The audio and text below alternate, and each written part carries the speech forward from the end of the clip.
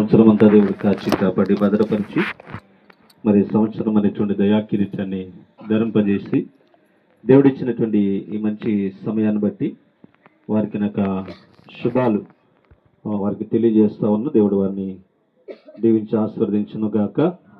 ఆమేన్. దేవుడు గడిచినటువంటి సంవత్సరం అంతా దేవుడు చక్కటి కార్యాలు దేవుడు చేసుకుంటూ వచ్చాడు. 136వ కీర్తనలో 23వ వచనంలో చక్కటి శ్రేష్టమైనటువంటి మాట ఉంటుంది. 136వ కీర్తన 23వ వచనాన్ని ఒక మాట చదువుకుందాం. మనము దేన దశలో ఉన్నప్పుడు ఆయన మనలను జ్ఞాపకము చేసుకొనెను, ఆయన కృప నిరంతరము ఉండను. దేవుని స్తోత్రం. పిల్లరా, చక్కటి శ్రేష్టమైనటువంటి మాట. మనము ఏ స్థితిలో ఉన్నామో ఆ స్థితిలో నుండి దేవుడు మనలను జ్ఞాపకం చేసుకున్నాడు. ఈ సంవత్సరం మరొక సంవత్సరం చూడడానికి యోగ్యులము కానప్పటికీ కూడా మనము దేన దశలో ఉన్నప్పుడు దేవుడు మనల్ని ఏం చేశాడంట? జ్ఞాపకం చేసుకున్నాడు.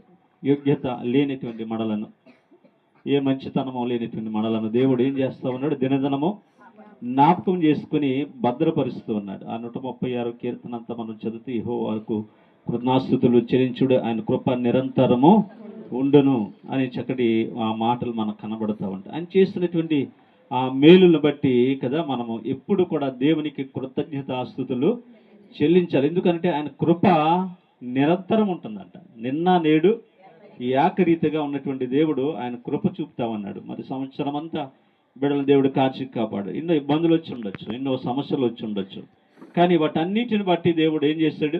భద్రపరిచాడు, కాపాడాడు. అలాంటి దేవుడు గొప్పగా మనల్ని కాపాడినటువంటి దేవుని యందు కదా మనం ఇంకాను దేవునికి నిత్యము ఏం చేయాలి?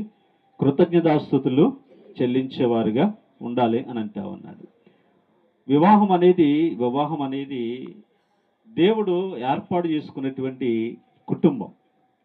మనుషులు ఏర్పాటు చేసింది కదంట, దేవుడు ఏర్పాటు చేసుకుంది. ఈ భూమి మీద మానవులను వృద్ధి పొందించడానికి దేవుడు కదా ఒక వివాహ వ్యవస్థను దేవుడు ఏర్పాటు చేస్తాడు. ఆది కాండంలో వాగ్దానం చేస్తాడు దేవుడు, మీరు ఫలించి అభివృద్ధి పొంది విస్తరించి భూమిని నిండించండి. అలాంటి వాగ్దానం మరి రాబోతున్నటువంటి దినాల్లో మరి వరప్రసాద్ జోస్న పట్ల కూడా దేవుడు నెరవేర్చును గాక. ఆమెను చెప్దాం అందరూ. దేవుడు ఆ రీతిగా మనల్ని కూడా ఏం చేస్తాడు? దేన దశలో జ్ఞాపకం చేసుకుంటాడు. జ్ఞాపకం చేసుకుని దేవునికి వాగ్దానాలన్నీ కూడా మన పట్ల దేవుడు నెరవేరుస్తూ ఉంటాడు. అయితే దేవుడు దేవుడు మనల్ని ఏర్పాటు చేసుకుంది ఎందుకనంటే ఒక మాట చెప్పి